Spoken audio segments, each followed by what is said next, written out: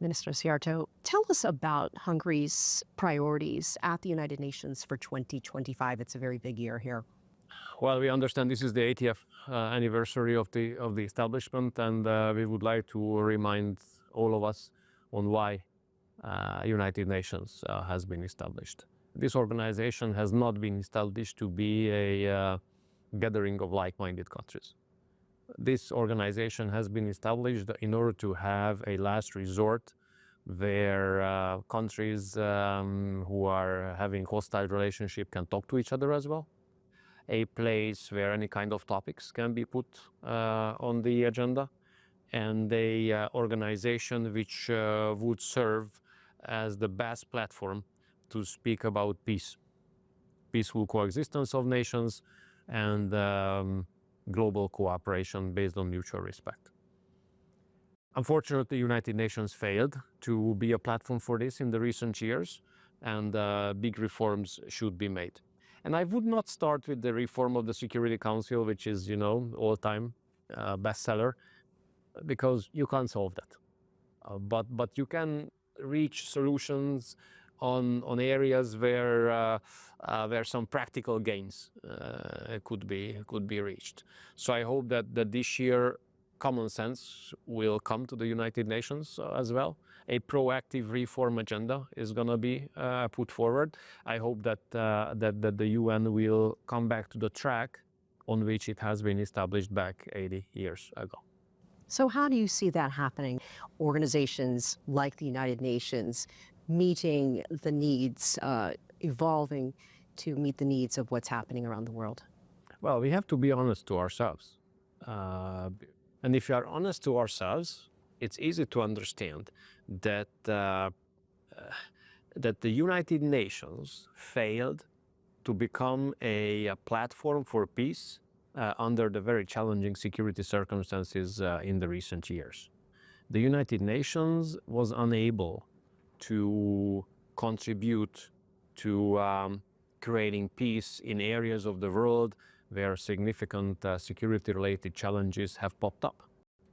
So therefore, I think now the leaders of the United Nations must get out of their comfort zone, must get out of the ivory tower, and initiate and carry out such innovative reforms which would be able to convince the most important stakeholders of global politics that UN can definitely play a role.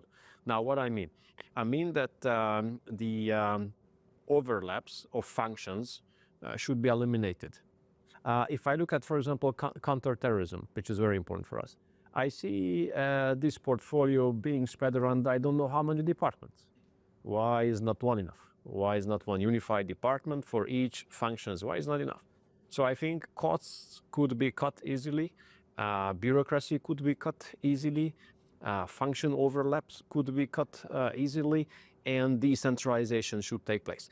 And if this is the case, then the UN, I think, could be able to adopt or adjust itself to these new circumstances and could become relatively successful as well. Let's turn to what has been happening in Ukraine now. And your country has done a lot to try to bring this situation to an end. What do you make of your country's efforts, and what is happening as we speak with other countries, the United States, Russia, also trying to work to bring this to an end? Well, I'm pretty sure that this whole thing can be solved exclusively with a Russian-American agreement. With a Russian-American agreement.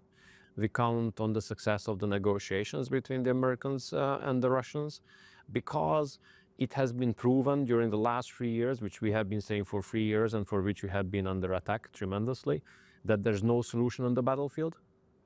The only solution is around the negotiating table. And that the channels of communication must be kept open, and diplomacy must take over from weapons. This is a place where every country is supposed to have its equal voice heard, no matter the size. I want to get your thoughts on China's presidency of the Security Council this month in February, and the leadership role they have trying to navigate the current crises around the world.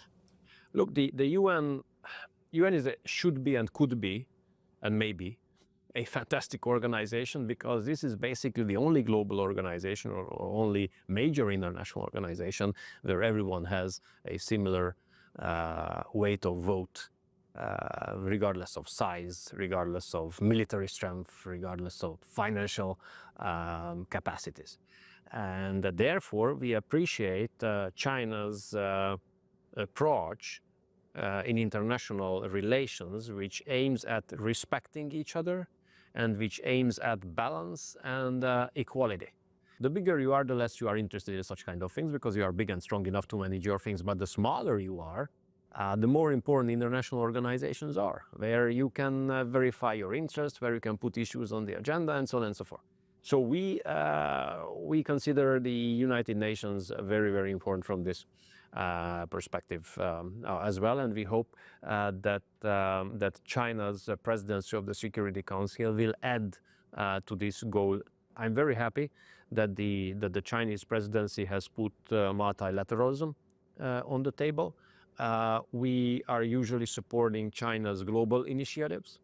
We were the first European country, and personally I'm proud that I was the first European foreign minister to sign the implementation agreement with China on the Belt and Road Initiative.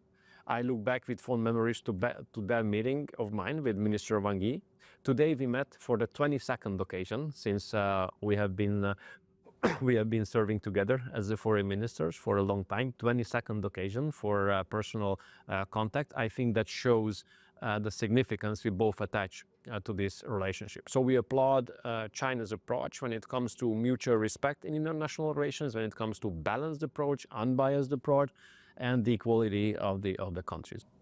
Minister Szijjarto, thank you for joining us. I really appreciate it. Thank you.